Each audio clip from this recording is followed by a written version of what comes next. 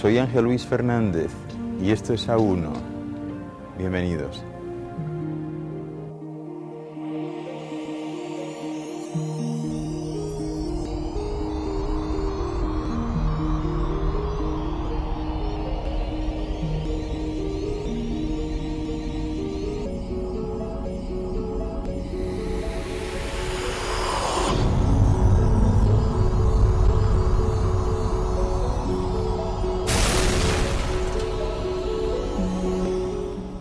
A1 es un programa de investigación y de búsqueda de la verdad perdida, de desvelar misterios y enigmas, de descubrir los secretos y recuerdos del futuro. Hoy les hablaré sobre los ovnis, esas estructuras que se desplazan por nuestros cielos y a las que poco a poco se van acostumbrando los seres humanos.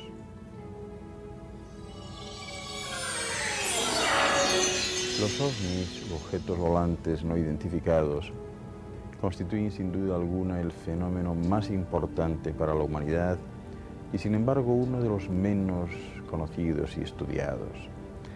El término ovni tiene el sentido de vehículo extraterrestre, pero detrás de este vocablo se ocultan numerosos epifenómenos. ¿Se trata en realidad de vehículos extraterrestres? ¿Son vehículos terrestres de apariencia metálica?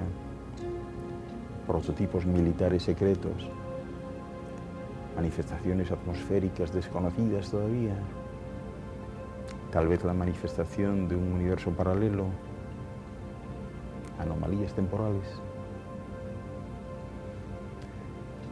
Desde el famoso caso de Roswell, en que aparentemente se estrelló una de estas estructuras en el desierto de Nuevo México, Estados Unidos, los ovnis han llamado particularmente la atención de los poderes públicos, formándose varias comisiones de estudio que han elaborado un sinnúmero de investigaciones sobre el tema. Al final, tras las presiones políticas correspondientes, se ha producido una desclasificación de los documentos en poder de la CIA, del FBI y de la US Air Force, de la US Navy y también del US Army en general, aunque sin embargo aún persiste un buen nivel de secretismo en la mayoría de los casos. Pero la pregunta de siempre es, ¿por qué no afrontarlo ya públicamente? Bueno, posiblemente una de las razones pues sea esta. Fíjense, en la noche del 30 de octubre de 1938, cuando todo el mundo temblaba por la ambición insaciable de Adolfo Hitler en Alemania, Orson Welles, entonces un principiante en el mundo de la radio y de la televisión, realizó una adaptación radiofónica de la novela La Guerra de los Mundos, de H.G. Wells, presentándola como si estuviese dando las noticias en directo, lo que causó una ola de terror en Estados Unidos para millones de radioyentes que creyeron que se trataba de una invasión real en toda regla, nada más y nada menos que por parte de los marcianos. Esto tenía lugar en New Jersey. Varios psicólogos aprovecharon este pánico colectivo para estudiar el comportamiento humano en tales casos. Y a pesar de la divulgación que se dio a este hecho, se escribieron libros, se realizó una película, se hicieron seriales, etc. Pero no fue suficiente, porque de nuevo se repitieron las escenas de terror el 14 de febrero del 49, cuando se radió una versión similar en Quito, Ecuador.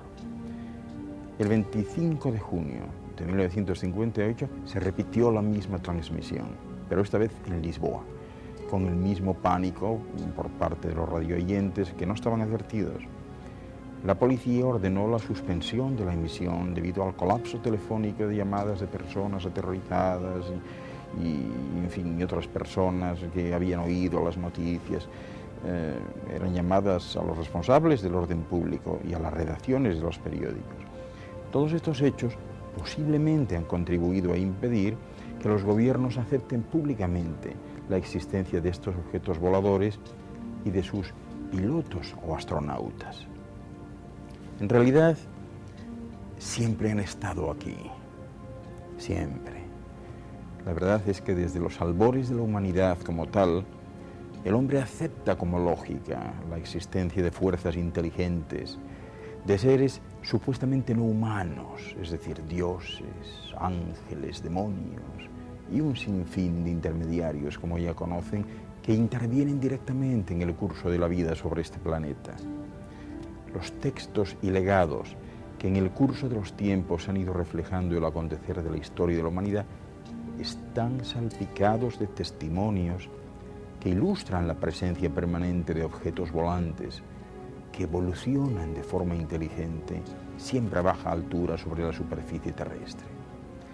La lista de tales avistamientos en todo el mundo y en todas las épocas prueba que la actuación y la intervención de una o de varias inteligencias superiores que forman parte integrante y continuada de la historia de esta humanidad es una realidad. Se puede recordar, por ejemplo, al bioquímico inglés Francis Crick, que fue premio Nobel en 1962 por haber descubierto la estructura del ADN, cuando sostenía que esta humanidad había sido creada por una supercivilización del espacio que en una época remota sembró en el planeta Tierra un microorganismo destinado a desarrollarse en el tiempo, hasta llegar a ser lo que hoy son los seres humanos.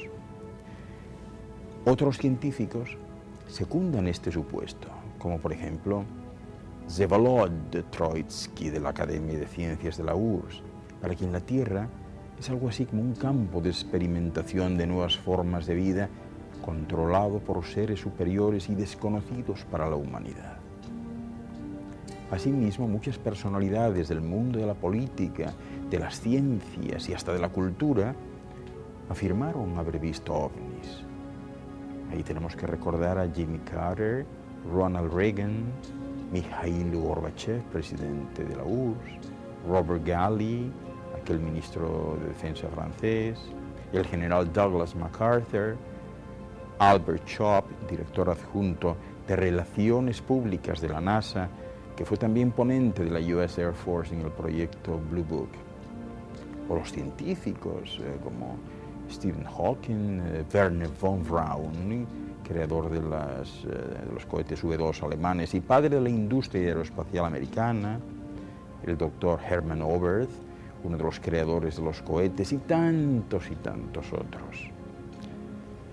Por otra parte, ya es de dominio público que todos los vuelos Apolo y Gemini fueron seguidos a distancia y algunas veces desde muy cerca por naves espaciales de origen no terrestre. Porque fíjense, cada vez que los astronautas informaban sobre ello a Mission Control, se les mandaba a observar un silencio absoluto.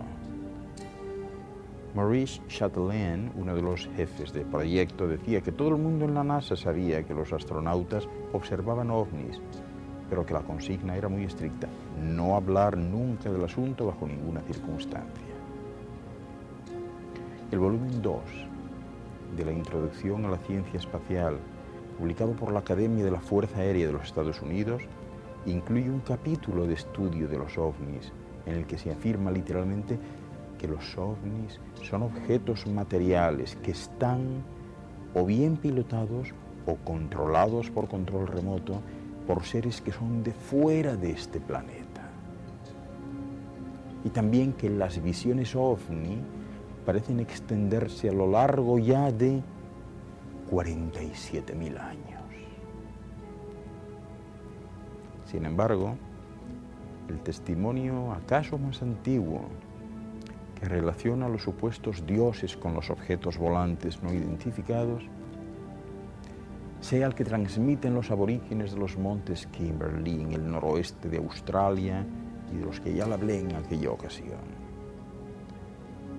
Cuentan que en tiempos remotos sus dioses trazaron sobre las rocas unos dibujos antropomorfos de notable tamaño, los Wandinas, con rostros carentes de boca y rodeadas sus cabezas por uno o dos semicírculos en forma de herradura, con un círculo exterior que irradia unas líneas muy finas.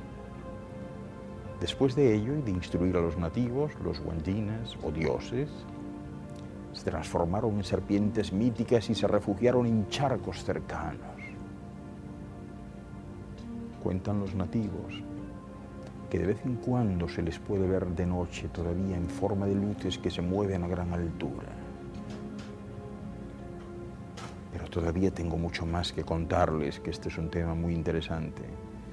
No se muevan, que vamos a hacer un breve descanso y enseguida retorno con ustedes.